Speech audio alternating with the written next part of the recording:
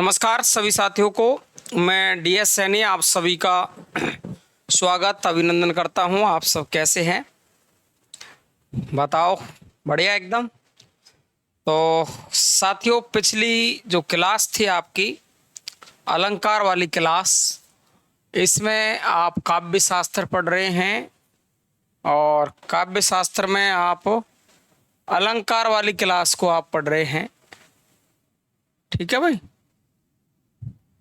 कौन सी क्लास पढ़ रहे हैं आप? अलंकार वाली क्लास आप पढ़ रहे हैं और ये आपकी क्लास थी अलंकार की। और अलंकार जो पढ़ रहे हो आप, इसमें अलंकार में हमने शुरुआत कर दी थी पिछली क्लास में यमक अलंकार की।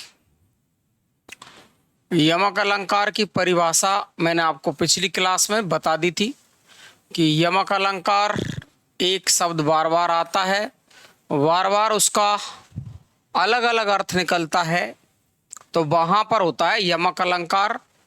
और मैं यमक अलंकार के भेद आपको पढ़ा रहा था पिछली क्लास में, जिसमें आपको एक तो आपको मैं बता रहा था अभंग यमक अलंकार,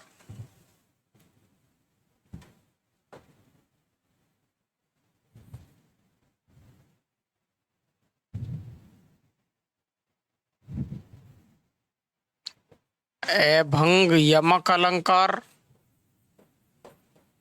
ठीक बात है। और एक इसका भेद आपको बता रहा था मैं, सैभंग यमक अलंकार। सैभंग यमक अलंकार मैं आपको बता रहा था, जिसमें से हमने पिछली क्लास में अभंग अलंकार को चालू कर दिया था। तो आज जो इस क्लास में पढ़ेंगे अपन अभंग यमक अलंकार को अपन पढ़ने वाले हैं, यमक अलंकार को। और इसमें मैंने आपको पिछली क्लास में इसकी परिभाषा बता दी थी कंप्लीट, कि शब्द के बिना टुकड़े किए ही, बता देता हूं मैं एक बार और आपको।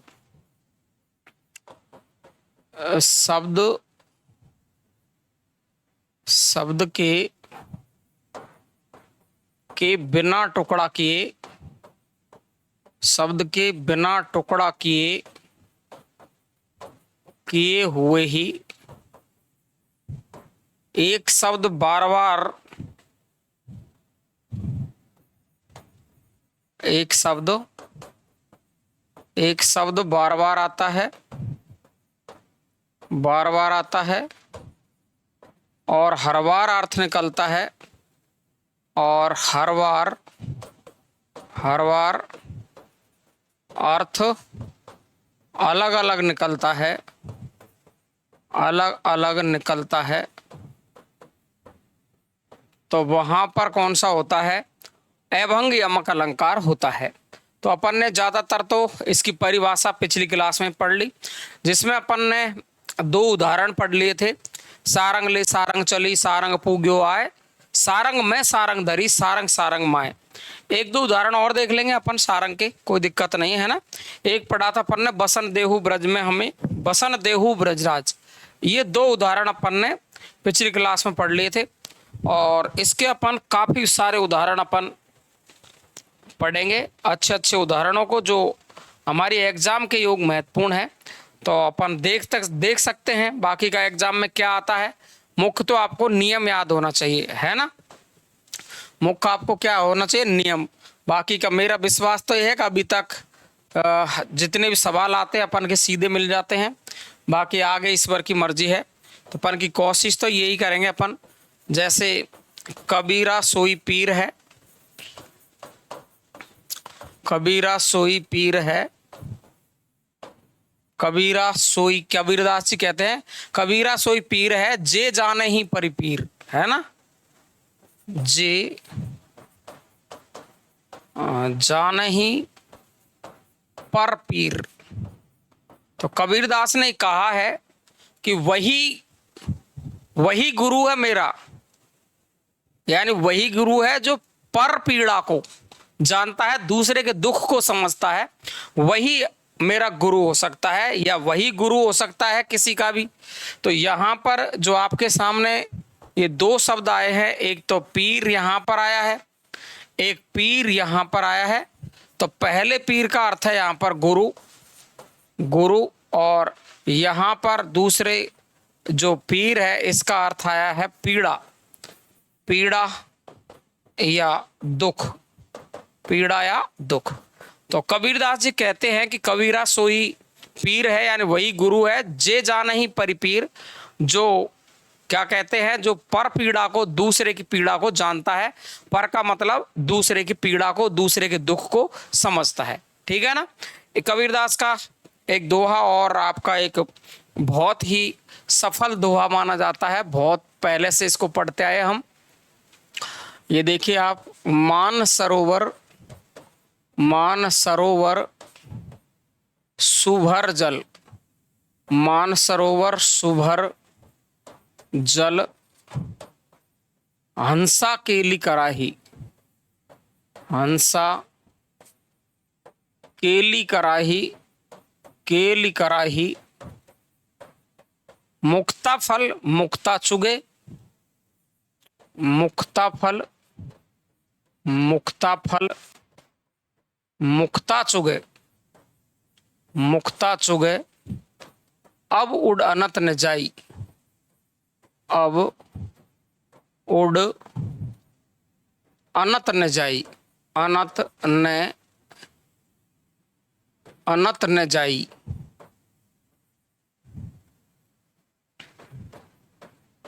ठीक है भाई। तो कबीरदास ने कहा है कि मानसरोवर में सुभर यानी अच्छी तरीके से भरी हुई है। हंसा केली कराही, हंसा क्रीड़ा कर रहे हैं, केली का मतलब क्रीड़ा खेल रहे हैं हंसा।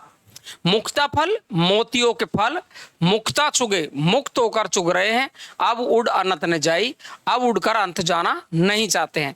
तो यहाँ उसने ईश्वर भक्ति की ओर संकेत किया है कबीरदास जी ने, या भगवान राम की भक्ति की ओर संकेत किया है कि जिसका मन ईश्वर में लग गया, जिसका मन राम में लग गया, तो वो उसको छोड़कर जाना नहीं चाहता है, मुक्त होकर वहीं पर रहना चाहता है, ईश्वर का नाम लेना चाहता है। तो मुक्ता फल इसने मुक्ता फल का मतलब यहाँ पर क्या है, तो यहाँ पर मुक्ता का मतलब हम लेंगे मोती, यहाँ पर तो लेंगे मोती। तो मुक्ता फल मोतियों के फल, मुक्ता चुगे, ये है मुक्त होकर चुग रहे हैं, मुक्त का मतलब स्वतंत्र। ठीक है ना भाई। तो देखिए दोनों जो मुक्ता है, उन दोनों के मुक्ता के अर्थ क्या है, अलग अलग है। क्लियर हो जाएगा ना, बिल्कुल एकदम सरल है। काली घटा का घमंड घटा, देखो अगला उदाहरण देखेंगे अपन, काली घटा, काली घटा का घमंड घटा। अब देखो यहां पर ये घटा घटा शब्द है वो दो जगह आए हैं, तो दोनों का अर्थ क्या है यहां पर। तो देखो एक घटा का अर्थ है बादलों की घटा, और घमंड घटा इसका मतलब कम हुआ। तो काली घटा का घमंड घटा यानी वो काली घटा थी उसमें से वर्षा नहीं हुई, तो काली घटा का मतलब बादल है यहां पर, तो बादल, और घटा का मतलब यहां है कम होना, कम होना यानी घमंड कम होना। तो देखो दोनों घटाओं का अर्थ है वो क्या हो गया आपका, अलग अलग हो गया है। कुल मिला के आपको ये देखना है कि जहां आपको देखना है कि जब दो एक जैसे शब्द आ रहे हैं या दो से अधिक आ रहे हैं, हर जगह पर उनका क्या निकल रहा है, अलग अलग अर्थ निकल रहा है, तो वहां पर आपका होता है यमक अलंकार होता है। समझ जाओगे क्या, क्लियर है।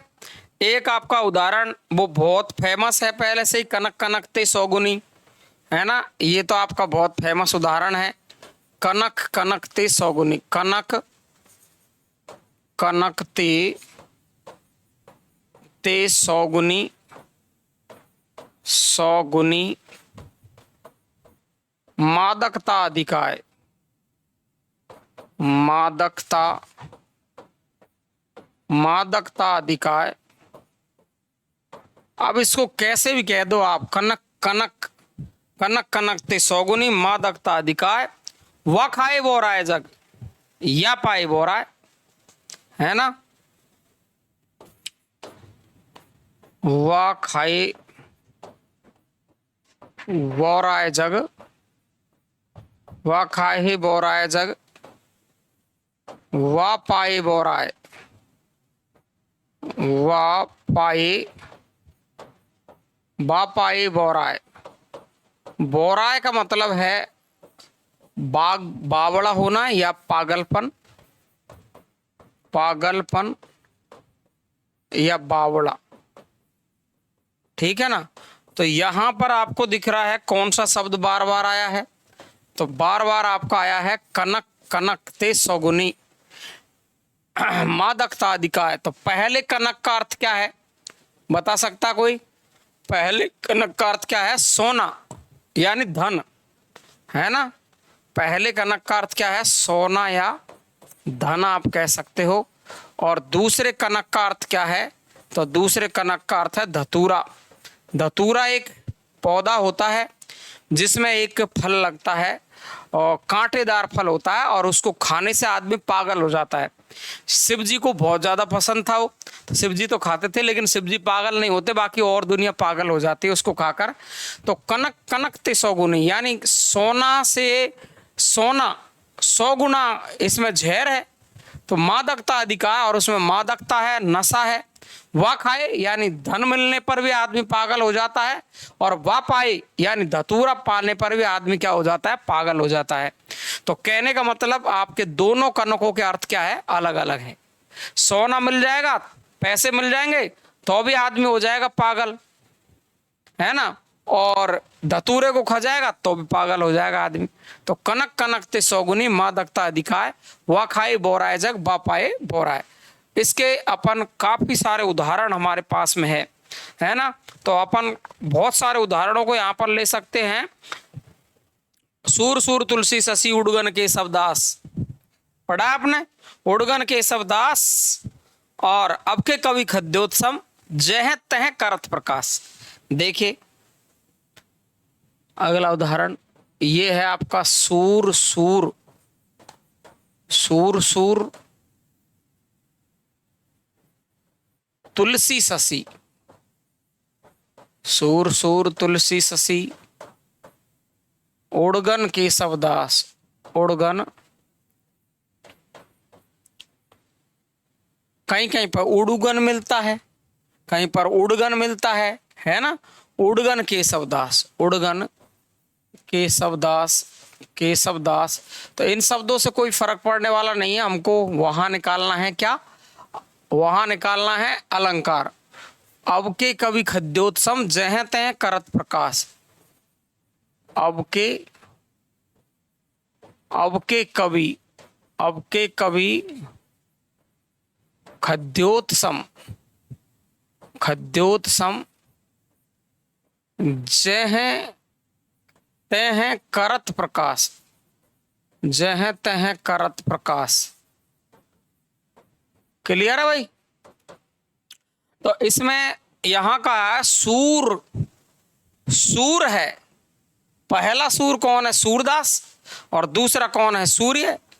देखो ये है सूर, तो पहले सूर का मतलब तो है यहां पर सूरदास, और दूसरे सूर का मतलब है यहां पर सूर्य। क्या है? सूर्य। ये तो सूरदास तो सूर्य के समान है, तुलसी शशि यानी चंद्रमा के समान है, तुलसीदास चंद्रमा के समान है। उड़गन केशवदास, उड़गन का मतलब तारे, तो तारों के समान कौन है? केशवदास।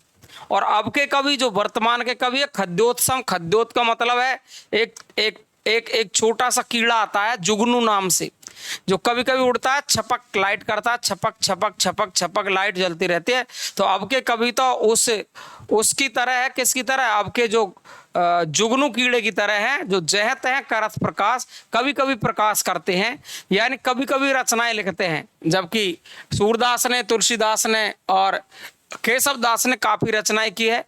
बाकी का यहाँ आप देखेंगे सूर सूर तुलसी शशि उड़गन केशवदास, अब के कवि खद्योत्सम, यानी खद्योत का मतलब यहाँ है आपका जुगनू कीड़ा से, और वो कभी कभी प्रकाश करता है, जह तह करत प्रकाश, यानी ये आपके कवि है, ये तो कवि कवि रचनाएं लिखते हैं।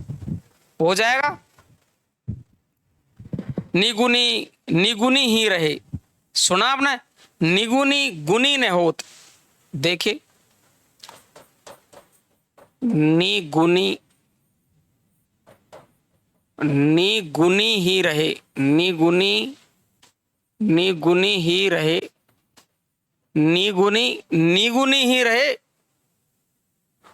निगुनी गुनी न होत, निगुनी गुनी न होत, गुनी न होत, न होत। और देखिए आप, सुनो कहूं तरु अरख को, सुनो कहूं तरु अरख को, तरु अरख को, तरु अरख को, अरख समान उद्धोत, है ना? अरख समान उद्धोत। बताओ अर्थ समझ में आया क्या? नहीं आया हो तो मैं बता रहा हूं आपको। देखो, निगुणी जिसमें गुण नहीं है, निगुणी ही रहे, वो निर्गुणी रहेगा। और निगुणी गुणी न होत, और निगुणी को कभी भी आप गुणी नहीं बना सकते, यानी मूर्ख मूर्ख ही रहेगा। निगुणी गुणी न होत, और वो मूर्ख कभी भी गुणवान व्यक्ति नहीं हो सकता। जैसे सुनो कहूं तरु अरख से, अरख का मतलब आंख का पेड़, आंकड़े का पेड़, इसको आंकड़ा भी कहते हैं, आंकड़ा, आंकड़ा, या इसको कहते हैं आंक। सुनो तुमने कभी तरु यानी पेड़, आंकड़े के पेड़ से अरख समान उदित। अरख दूसरे का अर्थ क्या है बताओ? सूर्य। कि तुमने कभी सुना है कि सूर्य के समान वो उजाला कर सकता है? कौन? आंकड़े का पेड़। तो देखो, पहले अरख का मतलब आंकड़ा है, आंख का पेड़ है, और दूसरे अरख का मतलब सूर्य है।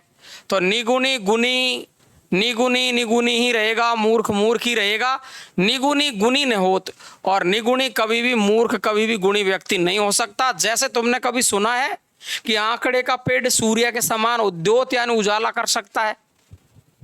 तो बिल्कुल नहीं कर सकता। तो पहले अरख का मतलब आंकड़ा है, दूसरे अरख का मतलब सूर्य है। तो हमने सभी शब्दों में, शब्दों के किसी के भी टुकड़े नहीं किए हमने, शब्दों के किसी के भी टुकड़े नहीं किए हमने, और सबके अर्थ हमने क्या ले लिए? अलग अलग ले लिए, है ना? देखो, आपको मैं एक उदाहरण बता रहा था, वो सारंग ले सारंग चली, है ना, कर सारंग की ओट, है ना, यही बता रहा था ना। देखिए एक और उदाहरण आप, सारंग ले सारंग ले सारंग चली, कर सारंग की ओट, कर सारंग की ओट, ओट सारंग पे, सारंग पे, सारंग ने हो तो, सारंग ने हो तो सारंग कर तो चोट, सारंग कर तो चोट। यहां आप इसको दीपक के अर्थ में समझेंगे। एक बार मैं अर्थ लिख देता हूं, तब आपको समझ में आएगा।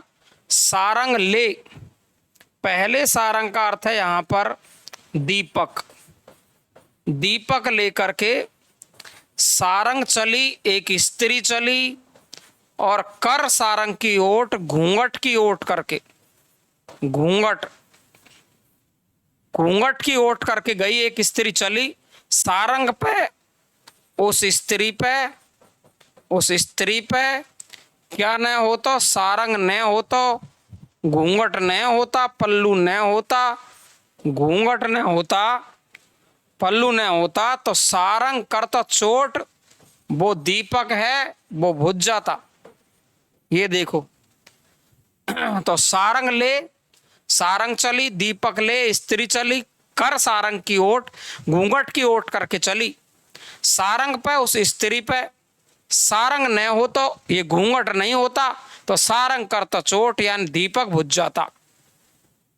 कितने सारे हम अर्थ ले सकते हैं, अलग अलग हम ये पद बना सकते हैं, है ना। अलग अलग पद क्या बना सकते हैं अपन, कई सारे इस सारंग पर कई सारे पद चलते हैं।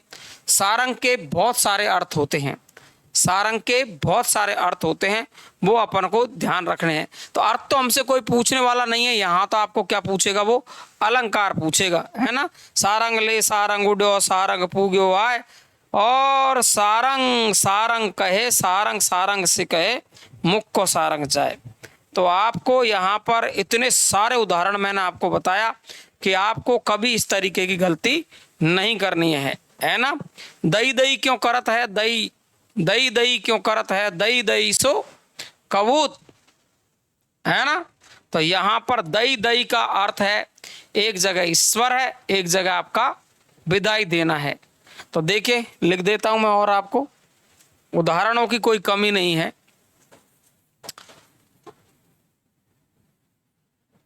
दई दई क्यों करत है, क्यों करत है, दई दई क्यों करत है, और दई दई सो कबूल।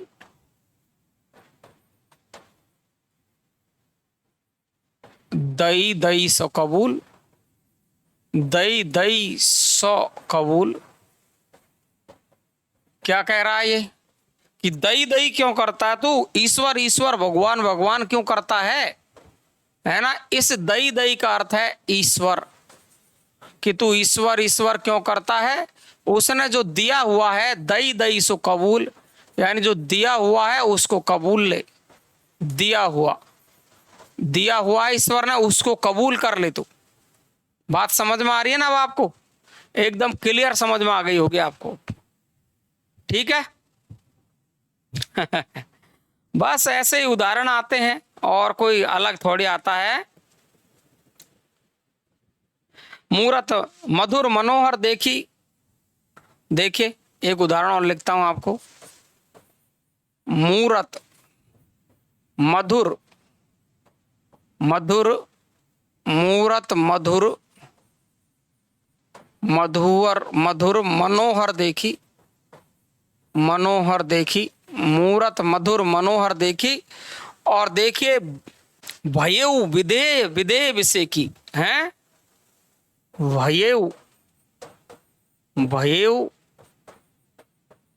विदेह विदेह विषय की। समझ में आया अर्थ आपको। देखो जैसे ही मधुर उस मूर्ति को, मनोहर मूर्ति को देखा, तो भयऊ विदेह विदेह विषय की। तो पहला विदेह का मतलब जनक है, विदेह का राजा जनक ही था, और देह रहित दूसरे का अर्थ है।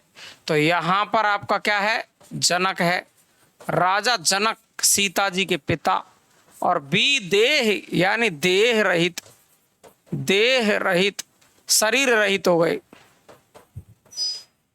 तो दोनों का अर्थ क्या हुआ आपका, अलग अलग हुआ, है ना। जैसे राम और सीता की जो आपकी मनोहर मूर्ति को देखी, तो भयऊ विदेह विदेह विषय की, और जनक सब कुछ भूल गए। ऐसे लगने लगा कि जैसे मैं देह रहित हो गया हूं, है ना।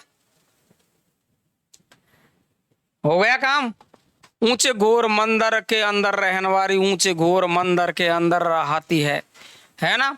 वो शिवाजी ने कहा कि नहीं, जब मुस्लिम औरतों को भगाया था वहां से, भारत देश से, तो पहले तो वो ऊंचे घोर मंदिर में रहती है, पहले तो वो ऊंचे घोर महलों में रहती है, और अब ऊंचे घोर मंदिर यानी ऊंचे ऊंचे पर्वतों के अंदर रहती है। तो देखो आपके काफी सारे उदाहरण, कंदमूल भोग करे, कंदमूल भोग करे, हैं बीजन डुलाती, वो तो बीजन डुलाती है ना। तो इस तरीके के उदाहरण यहाँ पर जो आएंगे, तो उनको आपको करना है किसमें, सबको आपको अभंग यमक अलंकार में करना है। सजना है मुझे सजना के लिए। चलो दो उदाहरण और लिख लेते हैं अपन। सजना है मुझे सजना के लिए, है ना। अब ये तो केवल समझने के लिए है, बाकी नियम ये है कि इस तरीके के उदाहरण आएंगे तो आपका उत्तर सीधा अभंग। सजना है मुझे मुझे सजना के लिए, सजना के लिए, सजना है मुझे सजना के लिए। सजना का मतलब यहां क्या है, सजना के लिए क्या है, सजने का मतलब यहां सजावट है, सजावट है या श्रृंगार है, श्रृंगार है। और सजना के लिए पति के लिए या स्वामी के लिए। मुझे सजावट करनी है मेरे सजना के लिए, है ना। तो आप जानते ही हो, बड़ा अच्छा सा उदाहरण है। और देखिए उदाहरण अपन एक ऊंचे घोर मंदिर वाला और ले लेते हैं, ताकि आपको शिवाजी वाली सारी बात याद रह जाएगी।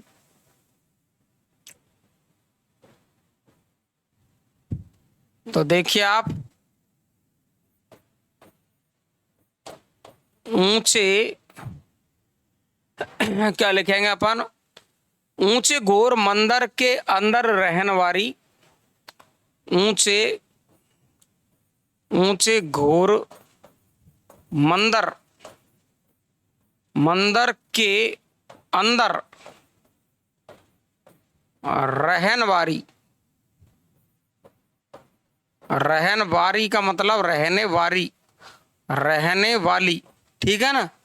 रहन वाली, वैसे तो वारी शब्द का उन्होंने प्रयोग इस तरीके से किया है, अलग अलग जगह पर छपे हुए मिल जाते। रहन वाली का मतलब रहने वाली ऊंचे घोर मंदिर के अंदर रहती है, ऊंचे घोर मंदिर के अंदर रहती है, ऊंचे घोर मंदिर के अंदर रहती है, मंदिर के अंदर रहती है।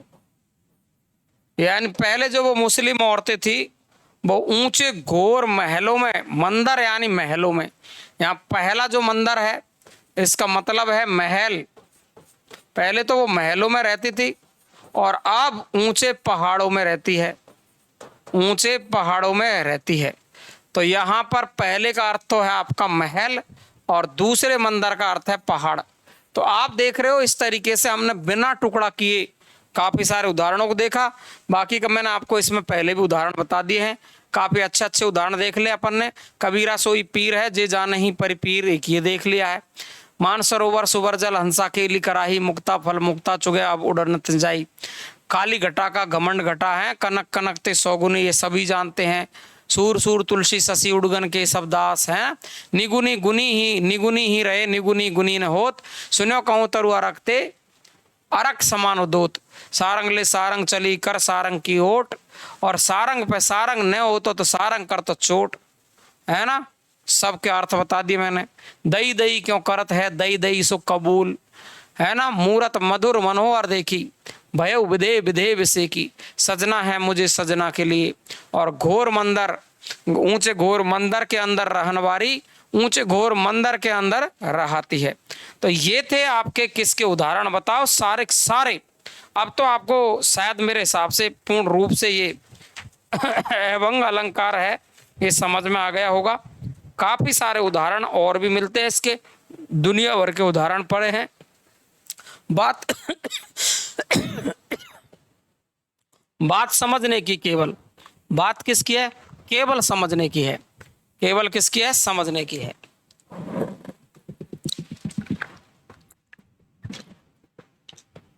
बात किसकी है, केवल समझने की है। अगला चले अपन सैभंग यमक अलंकार पर। तो इसका यमक अलंकार का जो दूसरा पॉइंट है आपका वो है सैभंग यमक अलंकार, ये वाला सैभंग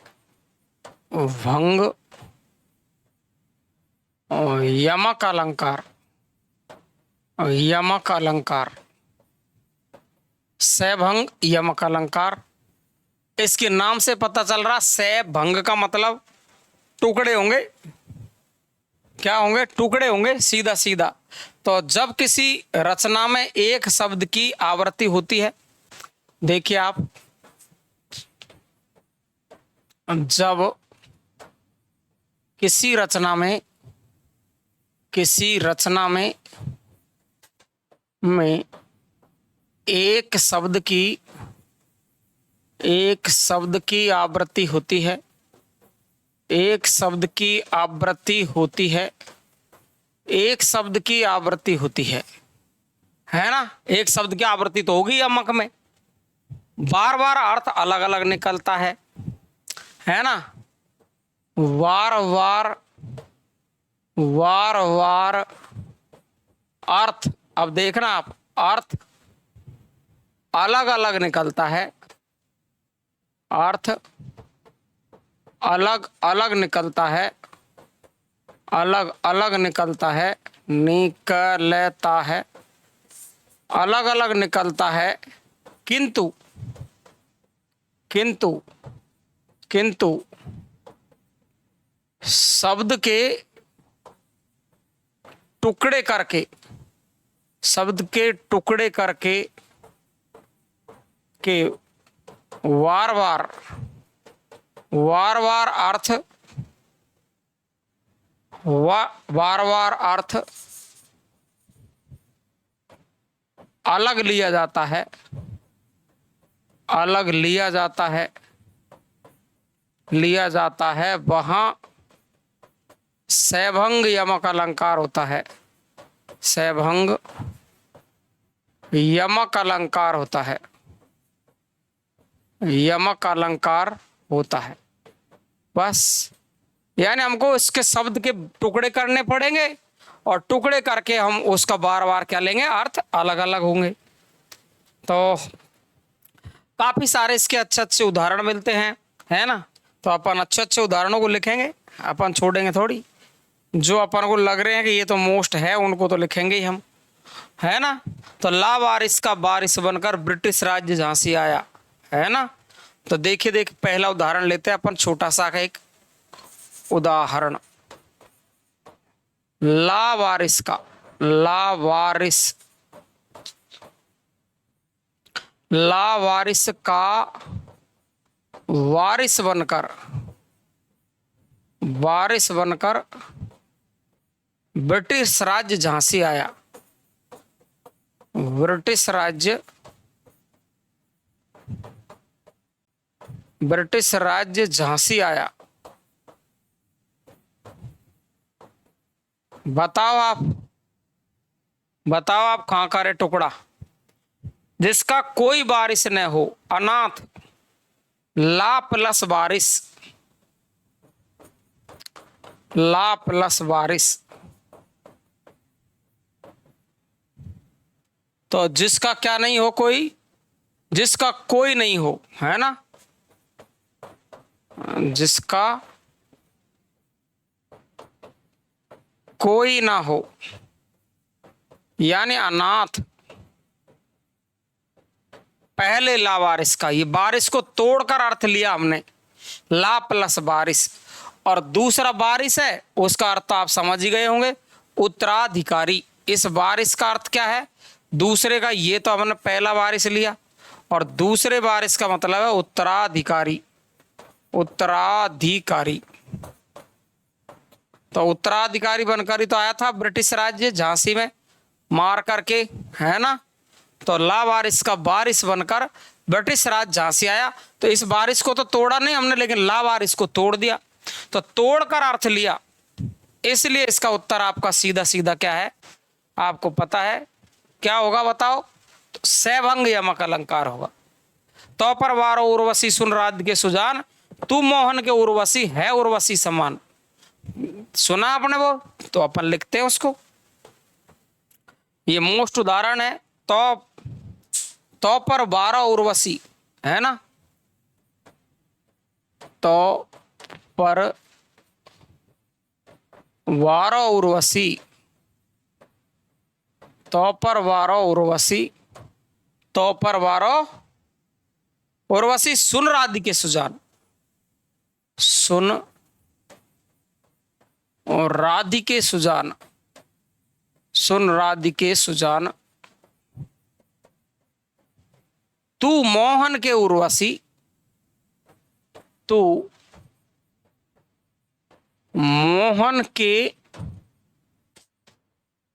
उर्वशी है उर्वशी समान। है उर्वशी समान। क्या गजब का वर्णन है। देखो, तो पर वारो तो पर तो न्यौछावर हो जाए। उर्वशी यानी उर्वशी को भी, जो परी, एक परी नाम की परी थी एक उर्वशी, वो परी को भी न्यौछावर कर दे। सुन राधिके सुजान, हे राधिके, हे सुजान, हे मेरी प्रिया, तो सुन, तुझ पर तो मैं उर्वशी को भी क्या कर दूं, न्यौछावर। तू मोहन के उर्वशी है, तू मोहन के उर्वशी। उर्वशी तो ये कौन है? एक उर्वशी, उर में यानी हृदय में बसना है। उर्वशी समान, तू अप्सरा के समान है। कौन? राधा। तो देखो, पहली उर्वशी का मतलब तो पूरा ही आपका एक परी से लिया जाएगा, और दूसरा जो आपका, ये आपके दो जो शब्द है, इनमें आपका क्या है? सैवंग अलंकार है, उर्वशी और है उर्वशी समान। तो देखो, पहला जो उर है ये, इसका तो होगा उर प्लस वसी। उर प्लस बसी, यानी उर प्लस बसी का मतलब हृदय में बसी, हृदय में निवास, हृदय में निवास, हृदय में क्या है? निवास है। और जो दूसरा उर्वशी है, इसका मतलब है उर्वशी एक अप्सरा, एक अप्सरा के समान है। एक अप्सरा, एक अप्सरा, ठीक है, परी अप्सरा। तो तू मोहन के उर्वशी, देखो पहले का हमने क्या लिया? तोड़कर अर्थ लिया है उर, और बसी, उर का मतलब हृदय में, बसी यानी निवास। और तू तो मोहन के उर में यानी हृदय में निवास कर रही है उर्वशी समान, तू एक अप्सरा के समान है। क्लियर है? तो ध्यान रखेंगे, 12 का मतलब न्यौछावर करना, उर्वशी भी न्यौछावर हो जाएगी आप पर। तो सुन राधिके सुजान, हे राधा, हे राधे प्रिया, तू मोहन की प्रिय सुन, तू मोहन के, तू कृष्ण के उर में बसी, हृदय में बस रही है, निवास कर रही है उर्वशी समान, तू तो उस एक अप्सरा के समान है। कर लोगे? बिल्कुल हो जाएगा ना। यो पर्दे की इज्जत परदेसी के हाथ बिकानी थी, है ना? सुना आपने? वो बहुत गजब का उदाहरण है ये। देखो, यो यो पर्दे की इज्जत, यो पर्दे की इज्जत, यो पर्दे की इज्जत परदेसी के हाथ बिकानी थी। परदेसी, परदेसी के हाथ बिकानी थी, के हाथ बिकानी थी, के हाथ बिकानी थी। खूब लड़ी मर्दानी, वह तो झांसी वाली रानी थी, है ना? खूब लड़ी, खूब लड़ी मर्दानी, खूब लड़ी मर्दानी, वह तो झांसी वाली रानी थी, वह तो झांसी वाली रानी थी। आप बताओ? बिल्कुल एकदम क्लियर है। यहां पर पर्दे, पर्दे की बात की गई है। पर्दे और पर्दे और परदेसी। तो देखो आप कैसे अर्थ इसका निकाल सकते हो। पर्दे की, यों पर्दे की इज्जत, कपड़े का पर्दा, और पर और देसी दूसरा देश। देखो, पहला जो पर्दा है, इसका मतलब है आपका पर्दा यानी कपड़ा, कपड़े का पर्दा, का पर्दा। और दूसरे का मतलब क्या है? तो पर प्लस देसी, दूसरे देश का रहने वाला, दूसरे देश का रहने वाला यानी विदेशी, यानी विदेशी। तो आपको यहां क्लियर हो गया होगा अब। तो यहां मैंने तोड़ का अर्थ लिया है, यहां बिना तोड़े अर्थ लिया है। तो जहां तोड़कर अर्थ ले रहा हूं, वहां पर आपका उत्तर क्या हो गया है? आपका उत्तर हो गया है सैभंग यमक अलंकार। पर्दे, कपड़े का। यो पर्दे की इज्जत, इस कपड़े की इज्जत है रानी लक्ष्मीबाई के, कि परदेसी के हाथ बिकानी थी। परदेसी के हाथ बिक गई, क्योंकि परदेसियों ने उनको मार गिराया था। खूब लड़ी मर्दानी, वह तो झांसी वाली रानी थी। आई समझ में? बहुत अच्छे अच्छे उदाहरण मिलते हैं इसके, बहुत अच्छे अच्छे, बहुत अच्छे, है ना? मोहन अब मन माही है, मोहन अब मन माही। देखो यहां अपन छोटा सा उदाहरण ले लेते हैं क्योंकि जगह नहीं है। मोहन क्या कह रहा, मोहन अब मन माही है। मोहन अब मन माही है। मोहन अब मन माही है ना। मोह ने अब मन माही। मोह ने अब मन माही। अर्थ समझो इसका, जब समझ में आएगा ये अर्थ समझो इसका। ये क्या कहना चाहता है कि मोहन, ये मोहन, पहला मोहन कृष्ण भगवान ईश्वर, मोहन अब मनमाई है। कृष्ण तू अब मेरे मन के अंदर है। अब तू जब मेरे मन के अंदर ही आ गया तो दूसरा मोहन क्या है, मोह ने। ये मोह प्लस ने, यानी अब मेरे अंदर मोह नहीं रहा है। जब से तू मेरे मन में बस गया है तब से अब मेरा किसी से कोई मोह नहीं है। बस तू ही तू दिखता है, तू ही तू मुझे याद आता है, ईश्वर भक्ति करता हूं। तो मोह ने, मोह नहीं रहा है, मोह नहीं रहा है। आया मजा। ये है आपके उदाहरण खास।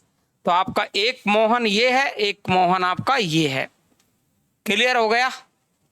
बस ऐसे तोड़ करके जहां अर्थ लेंगे कि मोहन अब मन माही है, तू मेरे मन के अंदर है। मोह ने अब मन माही, अब मुझे कोई मोह नहीं रहा है दुनियादारी से, है ना। बरजीते सर मैन के, ऐसे देखे मैन, हरनी के नैन नानते, हरिनी के ये नैन। देखिए उदाहरण देखते हैं अपन। वर जीते सर मैन के, क्या लिखेंगे अपन, वर जीते सर मैन के, सर मैन के, वर जीते सर मैन के, ऐसे देखे मैन, है ना। ऐसे देखे मैन, ऐसे देखे मैन और हरी नीके। ये देखिए हरी नीके नैनानती, हरी नीके नैनानती, हरी नीके ये नैन, हरी नीके ये नैन। बताओ किसका वर्णन है यहाँ, कृष्ण भगवान के नैनों का वर्णन है कि वर जीते सरमैन के मैन कामदेव और मैन ने नहीं। देखो पहला मैन दूसरा मैन, सफेद लेने दो, पहला मैन दूसरा मैन, फिर हरिनी के, तो सबका एक एक अर्थ लेंगे। देखो यहां पर जो पहला मैन है इसका मतलब तो है कामदेव। कौन है, कामदेव। और दूसरे का मतलब है मैंने नहीं,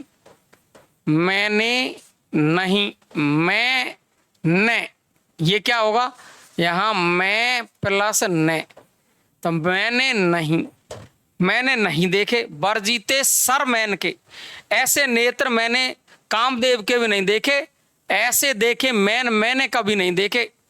किसके, कामदेव के। क्या, नैना, हरिणी के नैनांते। हरिणी कौन है, हिरण। हरिणी का मतलब यहां पर क्या है, हिरण। तो ये हो गया आपका हिरण। हरिणी के, हरि प्लस नीके, नीके का मतलब अच्छा, नीके का मतलब क्या है, अच्छा। और हरि का मतलब कृष्ण या विष्णु। तो हरि नीके ये नैन, हरि नीके का मतलब क्या है, कृष्ण के सुंदर नेत्र। क्या होगा, कृष्ण के सुंदर नेत्र, कृष्ण के सुंदर नेत्र। तोड़ के लिया अपन ने हरि प्लस नीके, नीका रिजू भाई। तो नीके का मतलब अच्छा, तो कृष्ण के अच्छे नेत्र, सुंदर नेत्र, कि कृष्ण के सुंदर नेत्र। तो कह रहे हैं कि मैंने ऐसे कामदेव के नेत्र है ना, ऐसे कैसे नेत्र, बर जीते सर मैन के यानी कामदेव के ऐसे देखे, ऐसे मैंने कभी नहीं देखे। हरिणी के, हिरण के नैनांते, हिरण के नैनांते, और जैसे मृग नयन जिसको बोलते हैं अपन, तो हरिणी के नैनांते, हरिणी के ये नैन, नैन यानी आंख, हरि नीके यानी हरि प्लस नीके, तो हरि यानी कृष्ण के, नीके यानी सुंदर नेत्र, ऐसे सुंदर नेत्रों का वर्णन है। तो कहने का मतलब हमने मैन को तो तोड़ा नहीं, इस मैन को तोड़ा नहीं, इसका मतलब कामदेव, लेकिन इसको तोड़ करके मैंने नहीं देखे, ये लिया अर्थ। और हरिणी यहाँ हिरण है, और यहाँ हरि प्लस नीके, हरि नीके को हमने तोड़ लिया, इसका अर्थ निकला कृष्ण के सुंदर नेत्र। आप बताओ किसी को समझ में नहीं आया हो तो? क्लियर है? तो हम क्या ले रहे हैं बताओ? तोड़ तोड़ के अर्थ ले रहे हैं, सबका तोड़ तोड़ का अर्थ ले रहे हैं। माला फेरत युग गया, गया न मन का फेर, सुना आपने? माला फेरत युग गया, माला फेरत, माला फेरत युग गया, गयान मन का फेर, गयान है मन का फेर, गयान मन का फेर।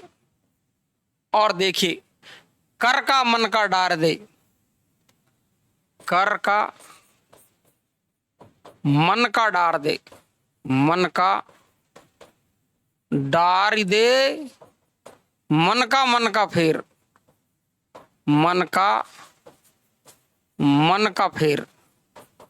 अब बताओ तो क्या अर्थ है इसका? कितना गजब का शानदार। माला फेरते फेरते पूरा युग बीत गया, गया न मन का फेर, लेकिन मेरे मन का फेर तो गया ही नहीं।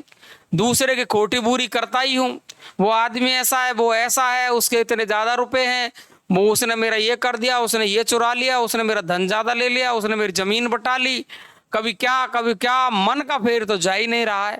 तो माला फेरने से क्या फायदा? कहने का मतलब ये है, जब आपके मन की माला नहीं फिर रही तो माला फेरत युग गया, गया न मन का फेर, कर का मन का, कर यानी हाथ का, मन का यानी वो माला को डार दे, फेंक दे उसको, मन का फेर, मन का, और मन का यानी यहां मणिया फेर, मन के मणिया को फेर। क्या गजब वर्णन है यार, है? तो देखिए यहां पर आपके सामने 4 जगह क्या आया है, मन का फेर। तो पहले मन का मतलब तो हृदय है ना, पहले मन का मतलब क्या है? हृदय। दूसरे का मतलब माला का दाना, पहले मन का मतलब क्या है? हृदय। दूसरे का मतलब है माला का दाना, माला का दाना। और तीसरा देखो आप, फिर हृदय का और मन में ध्यान लगाना, है ना? हृदय, हृदय यानी मन, है ना? और फिर ईश्वर का ध्यान लगा रहा, मन का फेर, मन का को फेर, मन का को, मन में ध्यान लगाना, मन में ध्यान लगाना, मन में ध्यान लगाना। तो आप देख रहे हो यहां पर सीधा सीधा माला फेरत युग गया, गया न मन का फेर, मन का फेर नहीं गया, हृदय का फेर नहीं गया, पहला आ गया हृदय। कर का मन का, ये हाथ का मन का, माला का दाना, डार दे यानी पटक दे, मन का, हृदय का, हृदय है ये, हृदय का यानी मन का फेर, मन में ध्यान लगा ईश्वर का। तो आपके सामने यहां पर 4 मन का है, और इनको हमने तोड़ तोड़ करके अर्थ लिया है। तो तोड़ तोड़ करके अर्थ लेने के कारण आपका उत्तर यहां पर कौन सा है? सीधा सीधा सा सैभंग यमक अलंकार है। कौन सा है? सैभंग यमक अलंकार है। अब तो कर सकते हो आप, क्या नहीं कर सकते आप? तो आपको ध्यान रखना है, इस प्रकार से हम जब किसी शब्द के टुकड़े करके अर्थ लेते हैं तो वहां हमारा उत्तर होता है सैभंग यमक अलंकार। तो आपको समझ में आया? बिल्कुल। मिलते हैं अपन अगले अलंकार के साथ। तो ये आपका यमक कंप्लीट हुआ है। इसके बाद में अपन पढ़ने वाले हैं श्लेष अलंकार को। किसको पढ़ेंगे अपन? श्लेष अलंकार को। तो अगला अपन पढ़ने वाले श्लेष अलंकार। इस तरीके से अपन को एक एक शब्द को समझ करके, अर्थ समझ के, और वहां अर्थ समझ में आना चाहिए बस परीक्षा में, मुख्य बात यह है। तो श्लेष अलंकार पर मिलते हैं। तो नमस्कार सभी को। थैंक यू, धन्यवाद साथियों।